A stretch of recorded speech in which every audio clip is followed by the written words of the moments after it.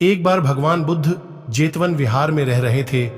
भिक्षु चक्षुपाल भगवान से मिलने के लिए आए थे। उनके आगमन के साथ उनकी दिनचर्या, व्यवहार और गुणों की चर्चा भी हुई। भिक्षु चक्षुपाल अंधे थे।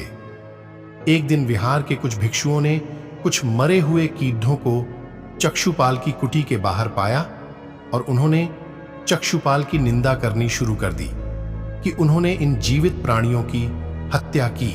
भगवान बुद्ध ने निंदा कर रहे उन भिक्षुओं को बुलाया और पूछा कि क्या तुमने भिक्षु को कीड़े मारते हुए देखा है?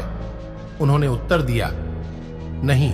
इस पर भगवान बुद्ध ने उन साधकों से कहा कि जैसे तुमने उन्हें कीड़ों को मारते हुए नहीं देखा, वैसे ही चक्षुपाल ने भी उन्हें मरते हुए नहीं देखा और उन्होंने कीड़ों को जानबूझकर नहीं मारा है, इसलिए उनकी भर्त्सना करना उचित नहीं है।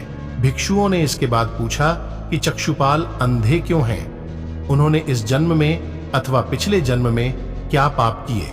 भगवान बुद्ध ने चक्षुपाल के बारे में कहा कि वे पूर्व जन्म में एक चिकित्सक थे। एक अंधी स्त्री ने उनसे वादा किया था कि यदि वे उसकी आंखें ठीक कर देंगे तो वह और उसका परिवार उनके दास बन जाएंगे। स्त्री की आंखें ठीक हो गईं, पर उसने दासी बनने के भय से यह मानने से इनकार कर दिया। चिकित्सक को तो पता था कि उस स्त्री की आंखें ठीक हो गई हैं, वह झूठ बोल रही है। उसे सबक सिखाने के लिए या बदला लेने के लिए चक्षुपाल ने दूसरी दवा दी। उस दवा से महिला फिर अंधी हो गई।